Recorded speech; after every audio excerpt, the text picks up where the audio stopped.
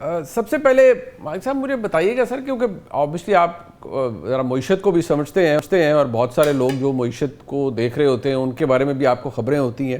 Government نے ایک پہلی سپائک آئی، پیٹرول پرائسز انکریز ہوئیں، اس کے بعد کوئی 2-3 ہفتے گورنمنٹ نے ابزارب کر لیا ہے.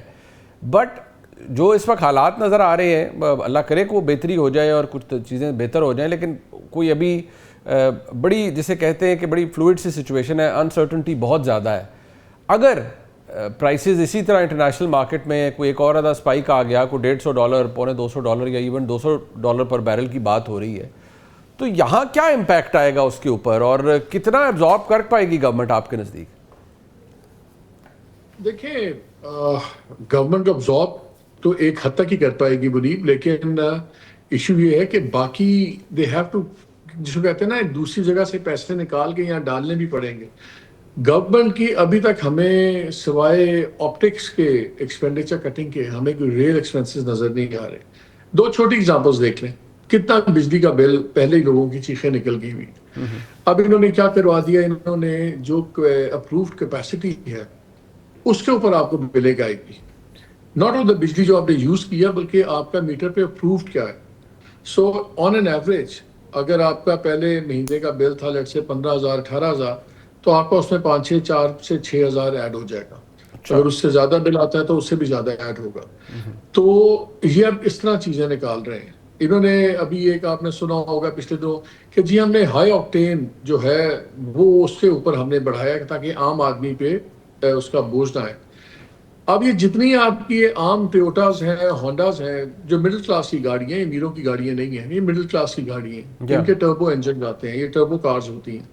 اس سے جب آپ عام پیٹرول ڈالتے ہیں تو ناکنگ بھی شروع ہو جاتی ہے اور انجن بھی خراب ہو جاتے ہیں. تو لیکن آپ نے لوگوں کو بتا دیا ہائی آکٹین تو شاید اس کے پاس ہی ہے جس کے پاس کوئی 10 کروڑ کی گاڑی ہے، V8 ہے، یا اس کے پاس کوئی مرسیڈیز ہے یا BMW ہے. This is again not a fact. تو یہ آپ کی عام ٹویوٹا اور آپ کی ہونڈا بھی اس میں بھگتے گی. یہ اصل چیز یہ ہے کہ آپ نے کیا اسٹرکچرل چینجز کیا کی ہیں. اسٹرکچرل چینجز ابھی کچھ بھی ہمیں نظر نہیں آ رہی.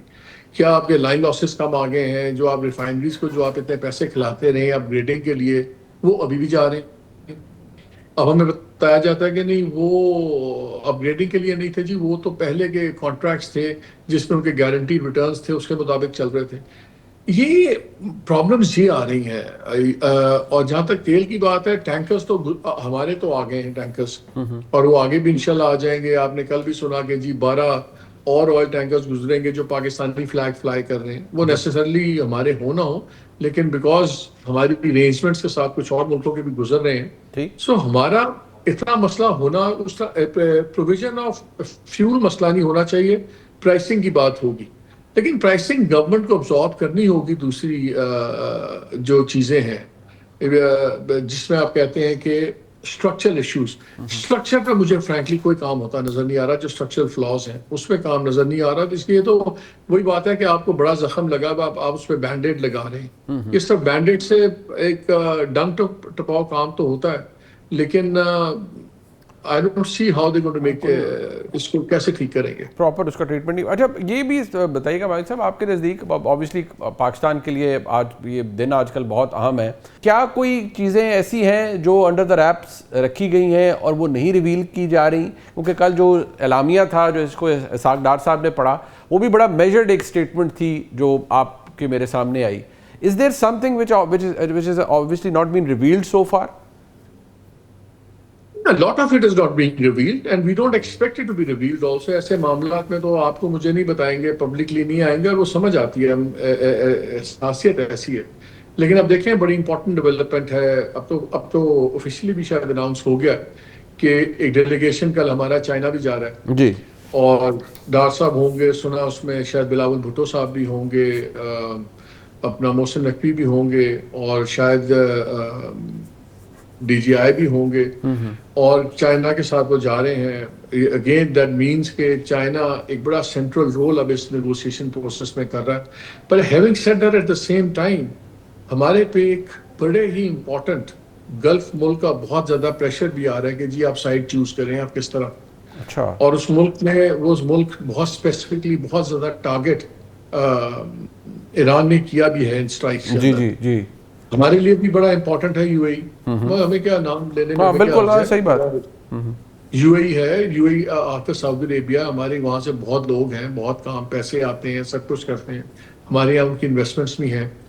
وہ بھی اور آپ ایک ہی چیز نوٹ کیجئے کہ اگرچہ کسی بھی مشرق وسطیٰ کے ملک نے یا گلف نے ابھی تک کوئی ہارڈ ایکشن نہیں لیا ایران کے خلاف, لیکن لینگویج بہت سخت ہو گئی ہے. جی پہلے زبان اور ہوتی تھی, اب پچھلے 2-3 دنوں سے زبان بہت سخت ہو گئی ہے. سو پاکستان بڑا ایک ڈیلیکیٹ ٹائٹ روپ ایکٹ ہے جس پہ پاکستان چل رہا ہے. عزت بہت ہے, ایڈوانٹیج بہت ہے, بٹ ہیونگ سیڈ دیٹ اتنا یہ اب کانسیکوینس فری چیز نہیں رہے گی پاکستان کے لیے. اس کے پاکستان کے لیے کانسیکوینسز ہو سکتے ہیں. خالی معاشی کانسیکوینسز کی بات نہیں میں کر رہا, میں بائیلیٹرل ریلیشنز کی بھی بات کر رہا ہوں.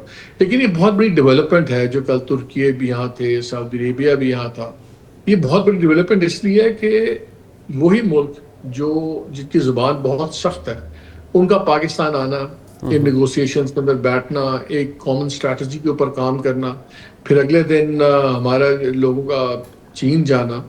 دس شوز کہ lot of things are happening. اور ایک چیز تو بڑی کلیئر ہے, بھلے ایران جو مرضی کے پبلکلی کہ کوئی بات نہیں ہو رہی, ہم نے جواب نہیں دیا. آپ کو بھی پتا ہے کہ جب بھی کوئی ملک آربیٹریٹ کرتا ہے یا بیچ میں ایک رول پلے کرتا ہے نیگوسیشن کا, فیسیلیٹیٹر کا, وہ تب تک کر ہی نہیں سکتا جب تک دونوں فریقین تیار نہ ہو. اگر جتنی مرضی بھلے ہماری ٹاپ کی عادت کی ٹرمپ کے ساتھ دوستی ہو, یاری ہو, سب کچھ ہو, اگر ایران نہ چاہتا تو آپ فیسیلیٹیٹر بن ہی نہیں سکتے. آپ فیسیلیٹیٹر بنے ہیں اور یہ چیزیں ہو رہی ہیں because behind the sense Iran کی طرف سے گرین سگنل ہے تو آپ بنے ہوئے ہیں نا. تو اس لیے پاکستان پرابیبلی اس وقت واحد ملک ہے جس کی دونوں سائڈز سے ساتھ چلتی ہے. ہمارا ایران کے ساتھ ایڈوانٹیج کیا ہے؟ ہمارا ایڈوانٹیج یہ ہے کہ ہم اسرائیل کو تسلیم نہیں, ہم نہیں کیا ہوا, ہم نہیں مانتے اسرائیل کو. ہم ایک نیوکلیئر پاور ہیں اور ہمارے ملک میں کوئی بھی امریکن بیس نہیں ہے.